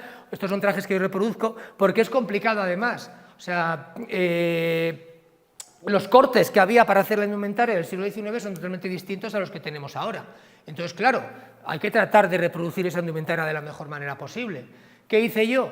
Pues mi madre me ayudó un poco a ayudar a coser, pero al final yo necesitaba algo más, fui a una chica de mi pueblo que tenía un taller de costura, donde enseñaba a coser a gente, y tenía su propio método, y ya tenía su titulación, pero yo le llevé las prendas antiguas y le dije, yo quiero esto. Cosas que a veces mucha gente no entiende, porque claro, los cortes son totalmente distintos, el tipo de pinceado, la colocación de mangas, de hombros, etcétera. Que claro, ahora mucha gente cuando se lo hace, o las modistas cuando cosen, pues hacen cosas de ahora que no tienen nada que ver con cómo se cosía en el siglo XIX, y es lo importante. Yo aprendí a hacer patrones base, y como tengo miles de prendas, pues fijándome en esas prendas, pues trataba de reproducir esas cosas, ¿vale? Entonces, por ejemplo, bueno, pues estos son trajes de los que yo reproduzco en el taller. Mirad, hay una fotografía con todas las reinas de Burgos, ahí estoy yo, y con todos los trajes que se han ido haciendo. Este, mirad qué curioso, es el traje que hacían en su momento, como ves, es el más al uso, que tampoco tiene nada que ver con el traje regional, vamos a llamarlo así, de Burgos, pero bueno, al final, pues diferentes reinas conmigo el día de la ofrenda de flores. Este es el traje, porque es que claro, me dice Roberto, lleva algo, pero es que no puedo llevar nada porque yo trabajo por encargo, entonces alguien me encarga un traje tradicional, yo se lo doy y hasta luego, la prenda desapareció. Esto es una reproducción que me hice yo para mí de un traje, en este caso de danzante de Ontoria del Pinar, está hecho con telas originales de 1840, por eso mismo parece antiguo, pero no lo es, los galones, etcétera, etcétera, las formas de coser, entonces lo que os he podido traer de lo que yo puedo reproducir. Como os digo, trato de que sea lo más fielmente posible, porque eso me parece importantísimo, pero es algo que no conciencia a la gente, vuelvo a repetir, cada uno le gusta hacerse lo que quiere, y bueno, a veces ves auténticas carnavaladas en la reproducción de los trajes tradicionales. ¿Que la gente se lo hace de la mejor manera posible y con la mejor intención? Sí, pero claro, nos falta en este sentido mucha educación, y pienso que esto solamente podría estar perfectamente conservado si alguna institución, bueno, pues cree en este tipo de cosas, se harían talleres que fuesen oficiales, donde la gente pueda ir a aprender, pero claro, lógicamente, pues tendría que ser, es como os digo, un ayuntamiento, una diputación, los que en un momento dado pues crean este tipo de escuelas, que en Burgos, por desgracia, no hay, de indumentaria tradicional. Mirad, más indumentaria que he reproducido. Esto es complicado porque esto hay que hacerlo pasando hilos, cosiendo las telas. Esto es un traje de novia, es muy curioso porque en estos años para acá ha habido gente que ha querido hacerse un traje, casarse con indumentaria tradicional y bueno, pues en este caso, pues esta chica se casó así porque además dice, mira, es que un traje de novia al uso no voy a poder utilizarlo nunca más para nada, me voy a gastar un auténtico pastón, y en este caso, pues mira, tengo un traje para muchas cosas. Bueno, diferentes ejemplos y modelos de cómo restauro piezas o cómo las hago nuevas. A veces también he hecho indumentaria histórica. Ahora con lo del 8º centenario pues han hecho varias exposiciones en el Museo de la Evolución Humana sobre, en este caso, la primera vuelta al mundo, y pues tuve que reproducir indumentaria de los marineros de la época, cuando Magallanes. Y fue muy curioso porque una vez que hice esto, claro, todo el mundo se pensaba que iban vestidos todos como el Capitán a la Triste, y cuando de repente reproduzco esto, y claro, se enfadaron incluso desde la misma, digo, bueno, si tú me has encargado una reproducción de indumentaria, lo tendré que hacer de la mejor manera posible. Hasta el punto que, bueno, cuando lo hice, pues les llevé los grabados en los que me basé en un código, en el código alemán Bündnis, que reproduce los españoles de la época, y es muy curioso cómo aparecen los capitanes de barco, etcétera, etcétera. Claro, cuando los vieron, pues al final se convencieron, pero cuando me recuerdo que hicieron las visitas guiadas, o sea, pasaban directamente por delante de la indumentaria tradicional como que fuese eso, pues bueno, cualquier cosa. O sea, que no les hacía tampoco mucho interés, sino que estaba en cierto modo de atexto puesto por ahí y ya está. Mira, en el pueblo tengo máquinas antiguas de coser y me gusta muchísimo coser en este tipo de máquinas porque dan otro tipo de puntadas. La máquina de coser ya aparece hacia 1860-70, o sea que muchas de las indumentarias tradicionales que están cosidas en los pueblos, a ser antiguas, que todavía aparecen, están hechas con máquinas. O sea que hay gente que no, es que tiene que ser todo a mano. No, hay ciertas cosas que se pueden coser a máquina. Mirad, en la reproducción que hice de marineros, claro, alucinaban cuando vieron esto, porque no veían ni los sombreros de pluma, ni estos marineros que aparecen ahí, que parece aquello, como os digo, el capitán a la triste. Y bueno, pues estas reproducciones llamaron la atención, pero como os digo, para la organización, pues en cierto modo, y para la comisaria era de... hay unos vestidos ahí, pero bueno, me los encargaron. La única vez que he hecho un traje de novia, una amiga y un amigo que se casaban y que querían hacer que yo les hiciese el traje de novia. Dije, no, yo estas cosas no las hago, yo me dedico a la indumentaria tradicional. El caso es que 2 meses después insistieron y la novia no tenía traje y se tenía que casar. Y al final pues me lié la manta a la cabeza y le hice este vestido, que al final dije, bueno, pues ¿sabes lo que te digo? Ala, me va a echar el regalo, va a ser mi regalo de boda. Digo, no voy a regalar otra cosa, pues le regalo el vestido.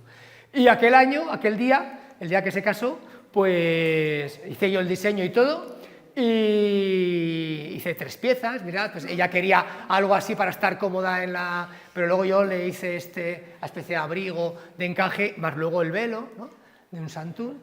Y aquel día, el día que se casó, no terminé la boda y tenía 8 encargos de trajes de novia, no hice ninguno, porque dije que era uno y más, que rompía el molde y se acabó, no hice ningún traje más de novia. O sea, ha sido de novia esta, sí, de traje tradicional.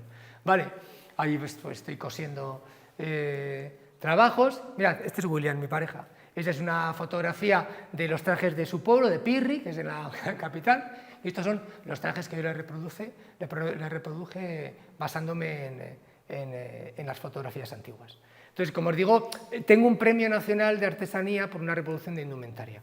Esta es la exposición, porque claro, me dedico no solamente a reproducir, que bueno, eso me da un porcentaje mínimo de sueldo, de dinero, sino que bueno, pues cuando puedo ahora, por ejemplo, como os decía, en la Diputación trabajo, también hago conciertos de música tradicional, soy especialista, como bien decía Roberto, he recogido también material, y no solamente eso, sino que hago talleres, recuperé la pandereta en Burgos, etcétera, etcétera. Entonces hago pues conciertos didácticos, toco muchos instrumentos, la gaita de saco, la flauta de 3 agujeros, que también sonó en la provincia de Burgos, y en este caso, bueno, pues fue un desfile de indumentaria tradicional, con grande halago, que los Caminos a Compostela, que se organiza en Zamora todos los años, y es esa primera fotografía que visteis 4 trajes que eran los de la zona del Camino de Burgos, entrando por Belorado y saliendo por Castrojeriz, y luego un desfile de indumentaria tradicional, y estas son parte de mis 200 vestidos, y todos son originales, con sus joyas originales.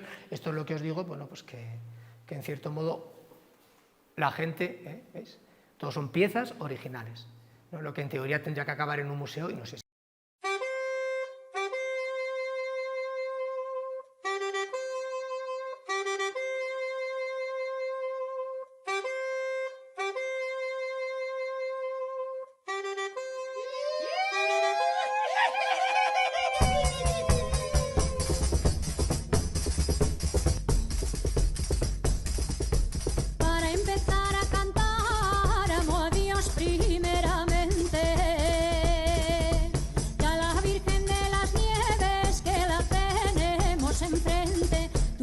Si vienes, tú que vas allá, tú que la conoces, dime la verdad.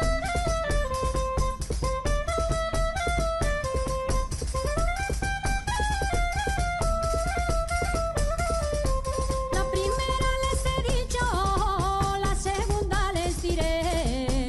El que quiera bailar, baile, y si no lo dejaré a la JJ de los pimientones que pican, que rabian, que eran tentaciones.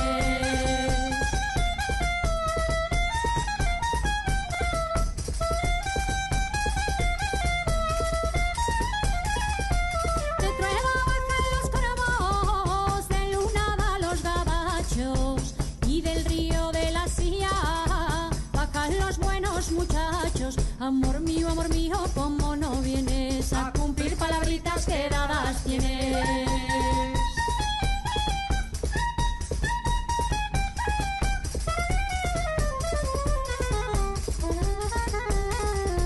Mocitos, si queréis mozas, hacerlas de trapajones, que las mozas de hoy en día no se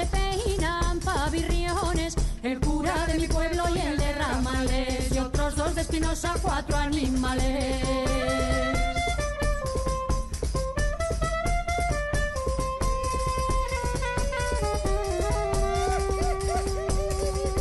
No te vayas a Madrid si quieres que yo te quiera, que volverás, señorita, y yo te quiero pasiega. Dicen que no me quieres, ya lo voy viendo, como agua del arroyo que va corriendo.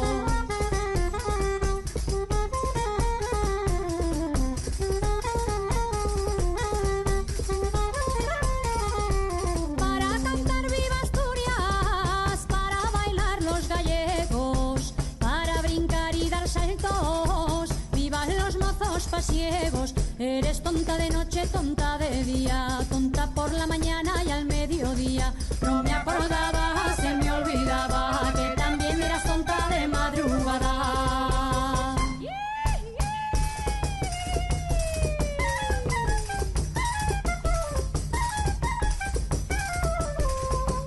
Arriba y arribita y arriba mozas, porque la pandereta las tira flojas, porque la pandereta las tira flojas. Ale, ale, ale, ale, ale, ale, ale, ale, ale, ale,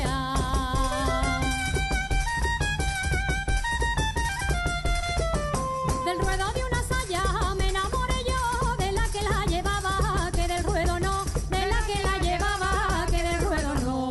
Ale, ale, ale, ale, ale, ale, ale, ale, ale,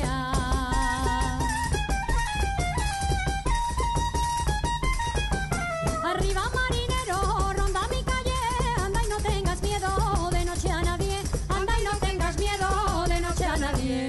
Ale, ale, ale, ale, ale, ale, ale, ale, ale,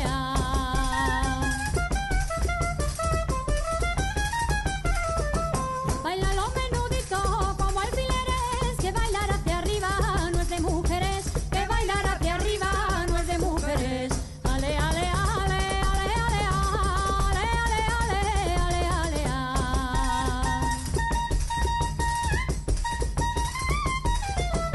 Esta es la despedida de mis cantares, del corazón y el alma te doy las llaves, del corazón y el alma te doy las llaves.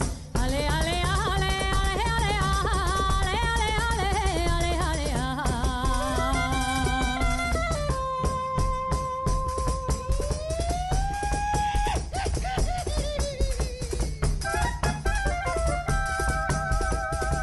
Arrímate cuerpo tú no, arrímate resalada, que llevas la flor del mundo y no te meneas nada.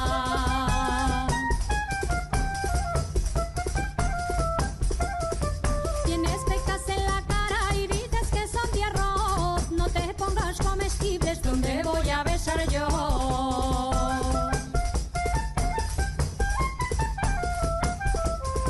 Adiós que me voy del mundo, que al mundo nada le debo, sin camisa vine al mundo y sin camisa me vuelvo.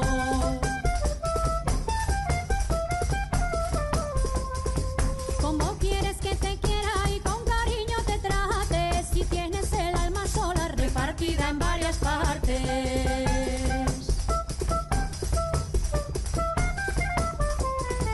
Yo con esta me despido, que estoy muy acobardada, ya volveremos a vernos mañana por la mañana.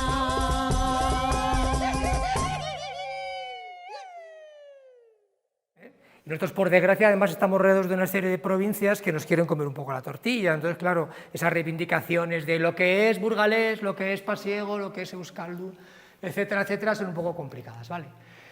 Como os digo, pues hago también, dentro de lo que puedo, pues talleres de música tradicional. Incluso estuve trabajando durante un montón de años, desde el 2002 hasta el 2010, luego me fui a trabajar con Roberta en la Fundación, como musicoterapeuta con enfermos de Alzheimer.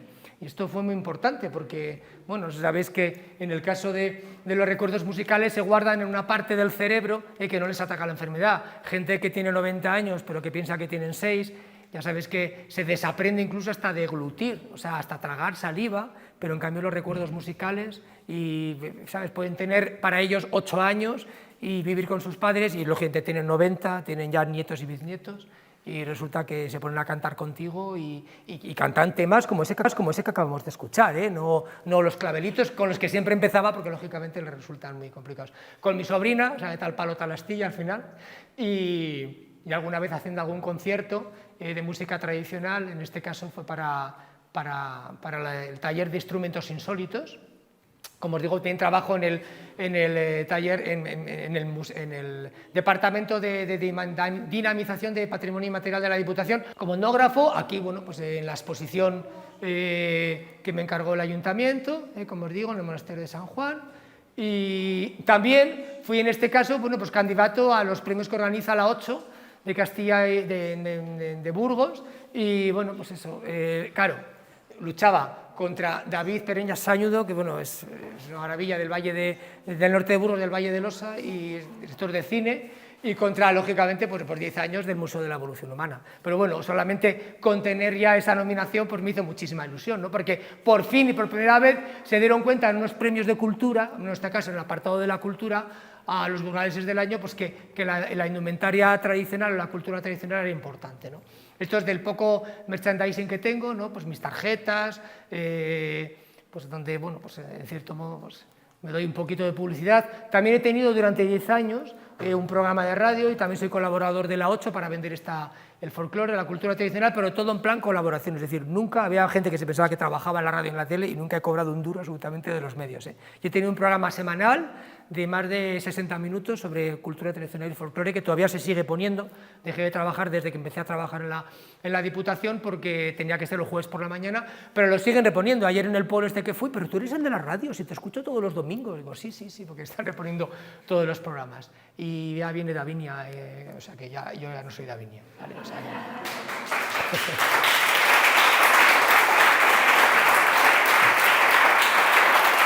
sí, cualquier persona. De todas formas, a ver, yo trabajo de una forma muy especial. Yo no aprovecho patrones, yo hago el patrón exclusivamente por cada persona. Una persona viene, me llama, quiere un traje concreto, a veces viene con una idea, yo quiero un traje yo soy de Prado de Luengo, pues venga, un traje de la zona. Otras veces, no, yo quiero esto. Incluso hay gente que me viene con la idea de esos trajes disfraz que llamo yo y directamente no se los hago. O sea, ya no trabajo, o sea, lógicamente todos necesitamos comer, pero yo hay veces he perdido trabajo porque se han puesto cabezotas y yo quiero esto, pues lo siento, yo eso no te lo hago. O sea, no te lo hago, no te digo ni que yo sea ni mejor ni peor que los demás, pero eso no entra dentro de lo que son los cánones que yo pienso que tiene que ser la reproducción de indumentaria, entonces yo eso no te lo hago y se lo mando a otros talleres que hay en Burgos de gente que sí que hace ese tipo de cosas.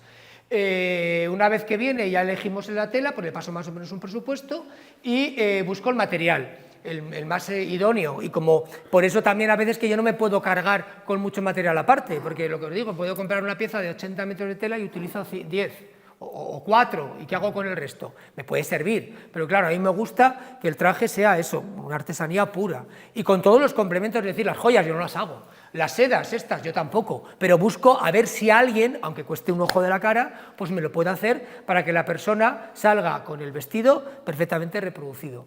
Y bueno, pues trabajo yo solo, yo me hago los patrones, yo me lo coso, yo me lo corto, solo tengo una oficiala que me hace un remate de mangas y un remate porque además es que soy muy especial para esto, creo que las reproducciones tienen que ser perfectas, para mi cabeza, que hay gente que dice, pero es que eso no es comercial ya, pero sí que es verdad que yo quiero que sea comercial, pero lo siento, o sea, yo trabajo así, llevo 30 años trabajando así y así voy a ir trabajando. Y es muy complicado también porque es que no hay mucha gente que cosa lo que yo quiero, no digo yo qué cosa mal o qué cosa bien, pero lo que yo quiero y no lo saben entender.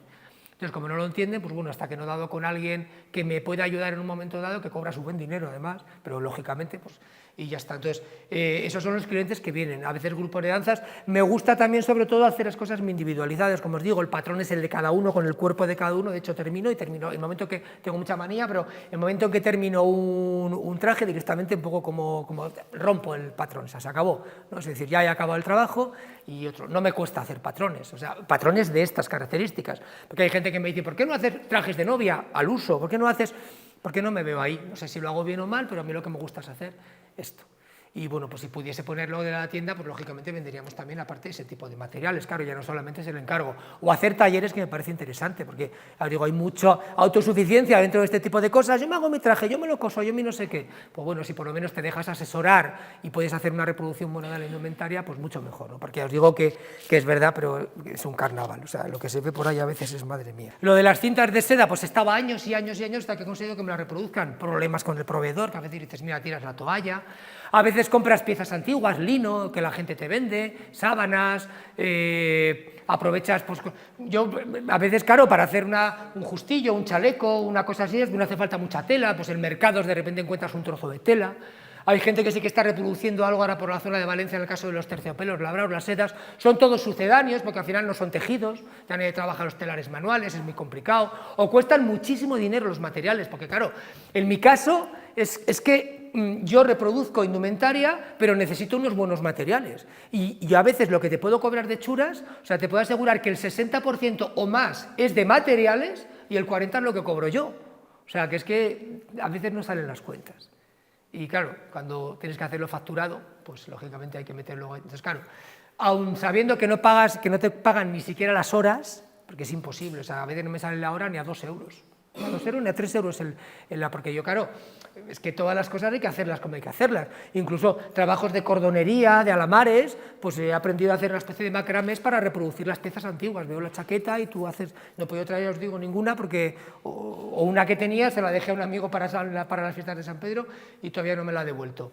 Y claro, ese tipo de cosas las tienes que hacer tú, o sea, ya no se pueden encontrar, es complicado. Pero porque además quieres hacer una reproducción concreta de un traje, porque antiguamente no era todo igual.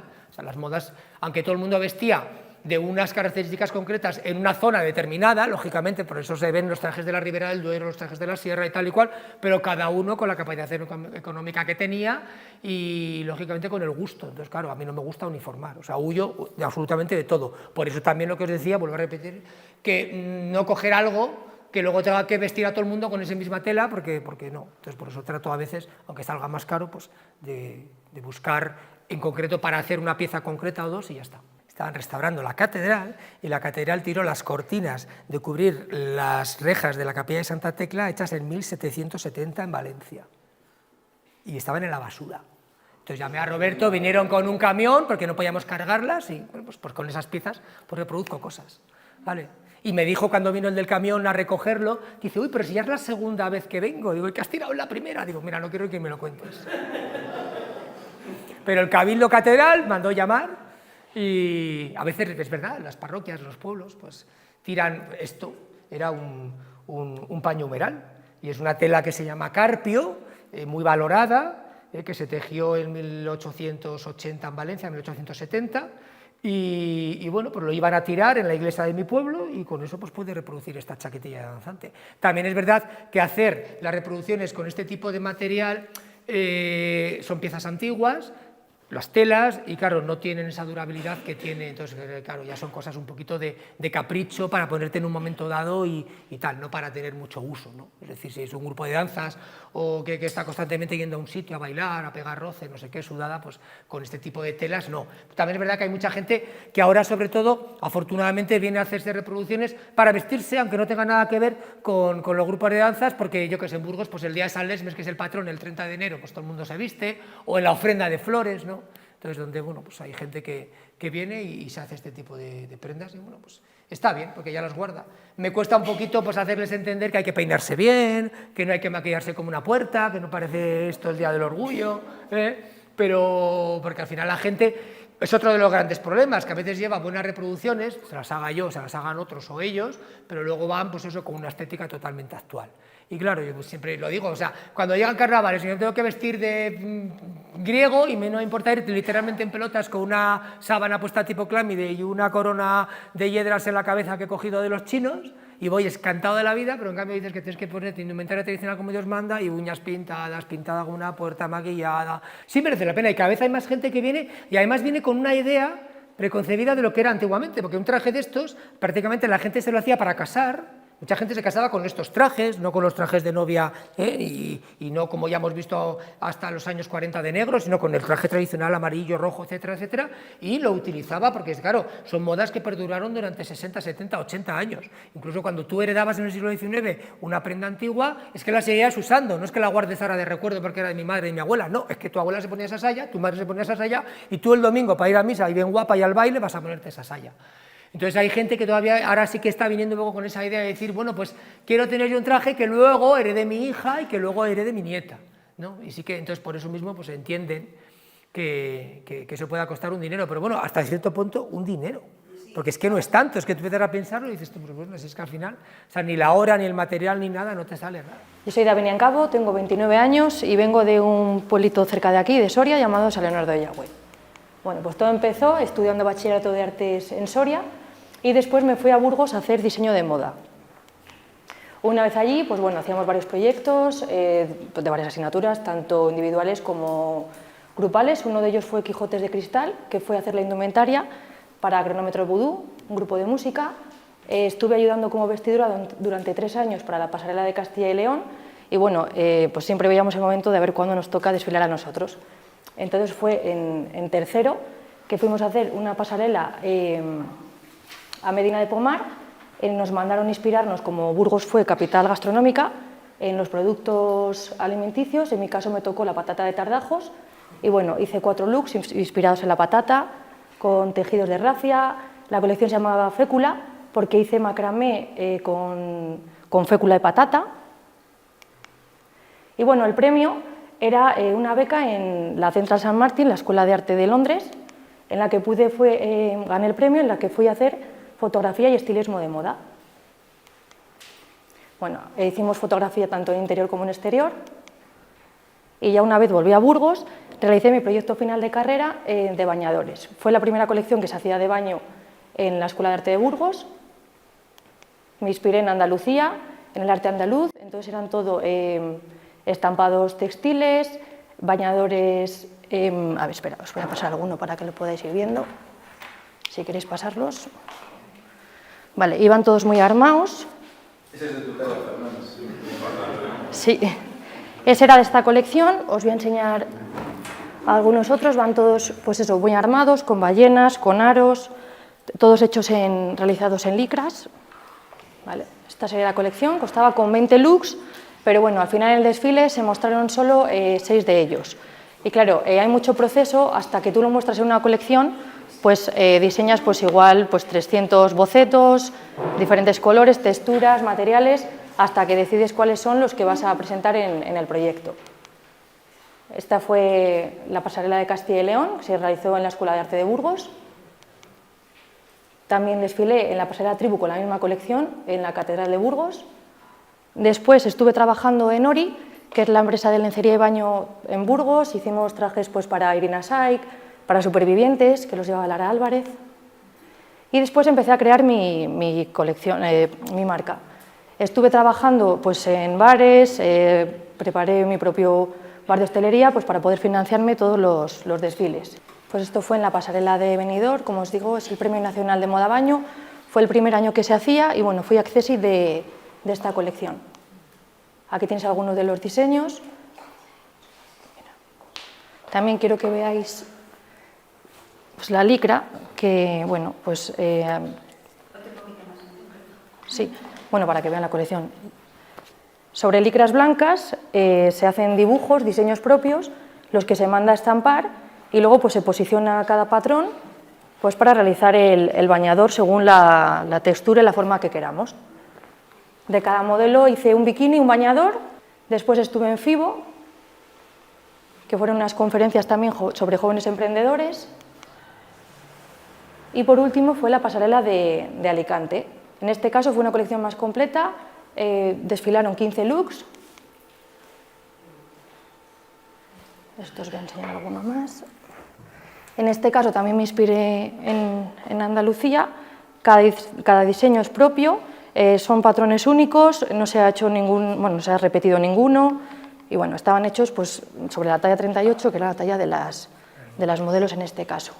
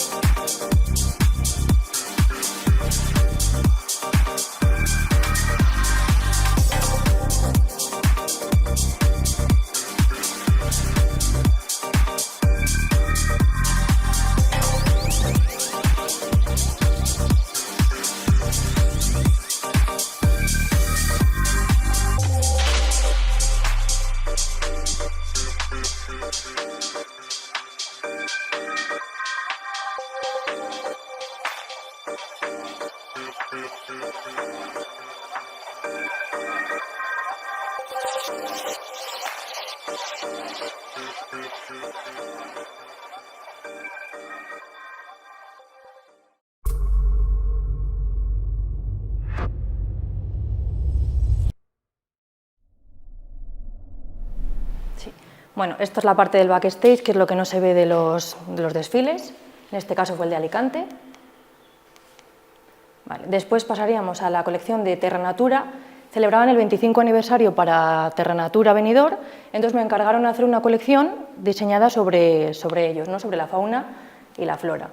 Entonces, bueno, aquí es la parte de la realización de patrones, la realización de los estampados. Como bien os he dicho en el anterior, bueno, pues dibujé diferentes estampados que luego quise mostrar lo que es encima de las prendas. Entonces, bueno, lo mismo, son estampados posicionados. En este sentido, las prendas, bueno, este por ejemplo, como veis, está sin terminar porque es para mostrarlo en el desfile y vale. En este caso van menos armados, no llevan ballenas, no llevan los aros, porque es una colección sostenible, porque era para Terra Natura, y entonces también son con fibras sostenibles, son licras recicladas para cuidar el medio ambiente. De hecho, las chapas, como veis en los otros bañadores, van con metal y en este caso van grabadas sobre madera. Como os he comentado, las chapas, los troqueles para pasar lo que son las tiras de los bañadores. Y esta es parte de la colección. Lo mismo, se hicieron, creo que fueron 12 looks o 13, pero luego lo que era en el desfile solo se podían mostrar 6 de ellos. Aquí tenéis alguno de ellos. Y luego se representaron en el Premio Nacional de Benidorm. En este caso fui como invitada. En este de aquí también os podría enseñar, si queréis, un vídeo. Sí.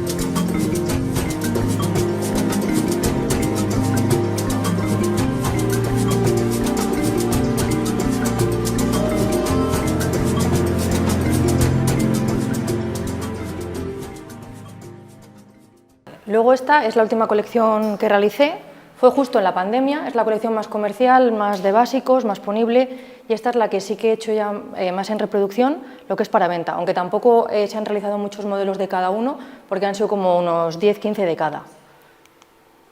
Después he realizado, bueno, hice bañadores para Miss y Mister de España durante 3 años, han salido algunos en televisión, para Mister es internacional también, representando a España.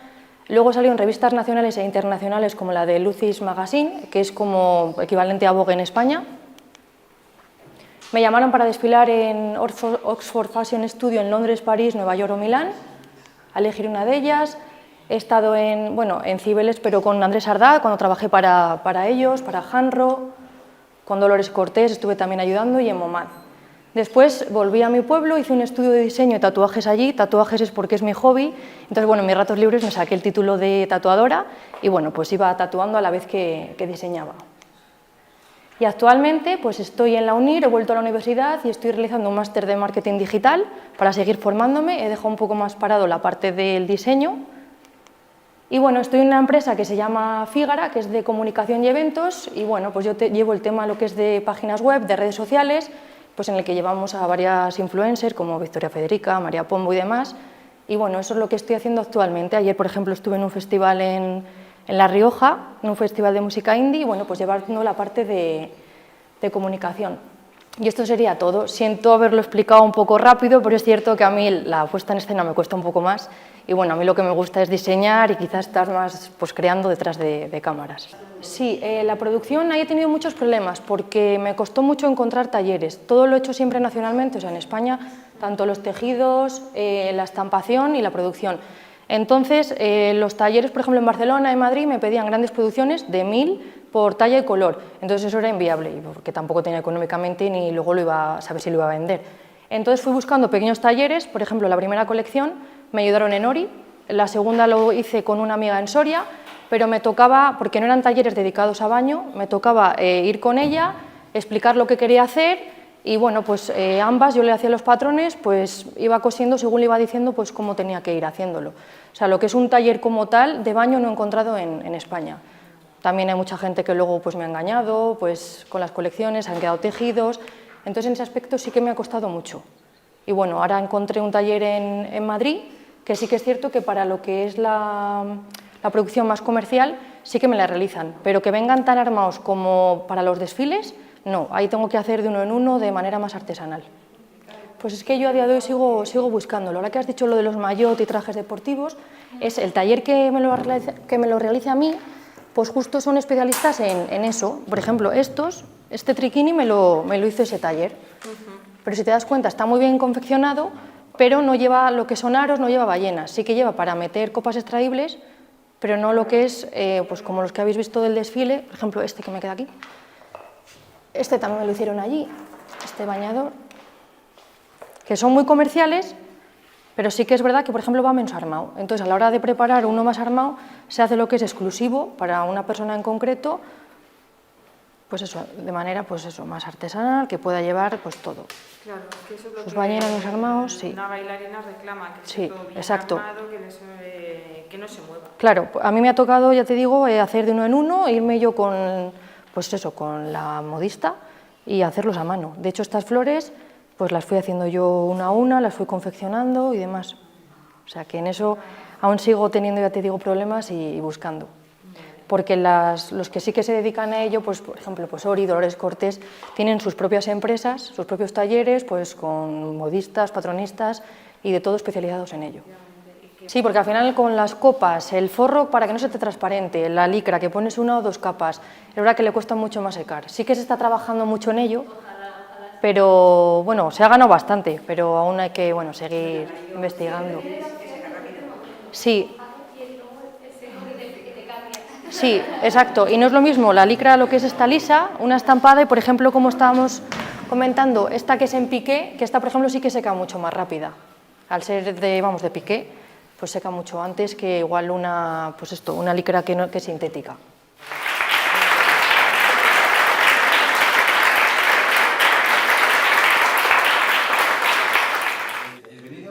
Esperamos que hayáis aprendido mucho de todo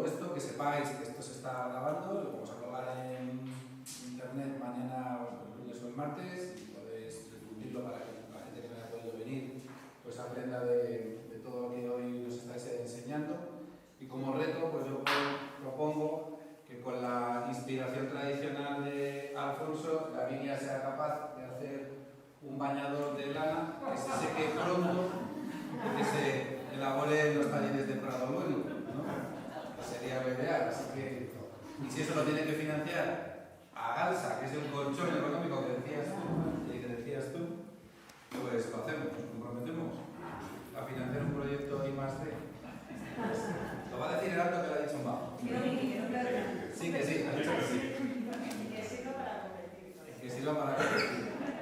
Vale, así que, bueno, pues salimos, damos y vamos hacia la tienda y seguimos. Vale, muchas gracias.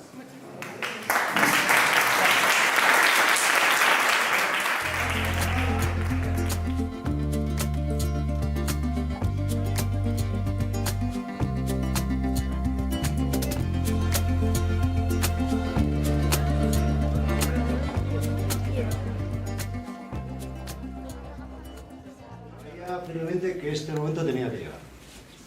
Que yo creo que para emprender eso, si tienes una idea buena, ¿verdad? Pues yo sí que me lo creía totalmente, que tenía que llegar el momento en que los calcetines llegaran a ocupar el sitio que deben, ¿no? En el armario. Y entonces era un poco la idea. Yo empecé con un taller pequeñito que no me hacían caso, porque claro, estaba un hombre de 20 años, fui con 3 dibujos, me decían que dónde lo iban a vender, qué iba a hacer con ello. Y yo ese problema no lo tenía porque yo iba al mercadillo, entonces hago 2 docenas y no pasa nada, vendo 2 docenas. ¿Sabes? No tengo que hacer. Entonces ha sido un periplo de empezar con 4 cosas y al final pues ir teniendo más y poder tener la colección como está ahora. Es un trabajo de tiempo. Dentro de la colección hay cosas que ya podían estar hechas. Suelo tener bastante buen ojo con las cosas cuando veo las colecciones porque me dedicaba ahí al mundo del trapo un poco. Y entonces luego hay muchos diseños que ya son míos, que los estoy buscando yo, para darles, bueno, pues habiendo tantas cosas se puede elegir, ¿verdad? Intentando darle a la colección, pues cosas que no encontráis los pelícanos, no encontráis los aguacates, no encontráis todas esas cosas que me dice la gente que tengo que hacer para vender.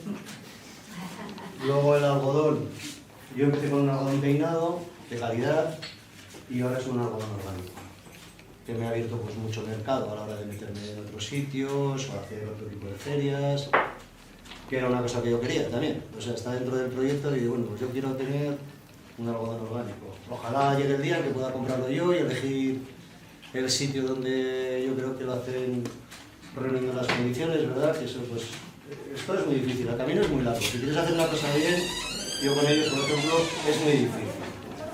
Y luego lo mejor que tiene la colección, que es otra cosa que yo para mí es lo más innovador, es que lo apretan. Entonces no tienen puño en las gomas, no tienen gomas, entonces no te puede apretar, no te puede dejar marca. Es lo que la gente, a mí me lo han repetido todas las señoras del mundo, se lo agradezco. ¿Sabes? Oye, niño, que no aprieten. Pues ahora tienen los calcetines que no apretan. Es una máquina que lo hace, que tampoco era una cosa, creo que no la está haciendo nadie, más que yo, de momento, porque hacen otros tipos de puños que no se caen, a lo mejor en algún deportivo sí. Y eso es un poco. A mí me ha costado 24, 25 años llegar donde estoy. Lo he tenido en un sitio donde me veía muy poquita gente y decidí venirme aquí porque era el momento, porque es el sitio donde tengo que estar, de kilómetro cero, es donde tiene sentido. Y es una apuesta un poco porque sea todo local, porque aquí en el pueblo tenemos importadores, podríamos tener esto petado de calcetines de todo tipo de precios, pero todo lo que hay es local. Hay de 6 talleres de momento, intentaré trabajar con todos, en la medida que vaya podiendo hacer crecer con todos, y tenéis todo local de 6. Pues está Mingo, que es una de la gente que tenemos en el pueblo fuerte, con sus sublimados de plástico reciclado del mar. En el pueblo se trabaja la lana merina de escándalo, yo creo que habrá pocos sitios donde la trabajen también, donde haya profesionales que viven 4 generaciones, sabiendo lo que hacen, tienen maquinaria. Y diseños míos, bueno, pues ahora ya hay muchos, ya intento que sean todos. Estos de este año ya son míos, ya los voy eligiendo. Pues mío, esto va para una carrera, la Boletus, la manera de pinar, los van a dar en la carrera. Pues lo va a dar Roberto, ya los tiene. Sí, pues fíjate, debería saberlo. Pues puede ser que haya sido estos días. Sí. Pues los habrá entregado Roberto en la bolsa del corredor. Y bueno, hay muchas cosas que son mías, no sé, ya os digo, esto es lo último, los colores todo, esto es de un festival de cine de Guadalajara, de una tienda de comercio justo que trabajo, tengo varias tiendas de comercio justo con las que trabajo, y esto era de un festival de cine.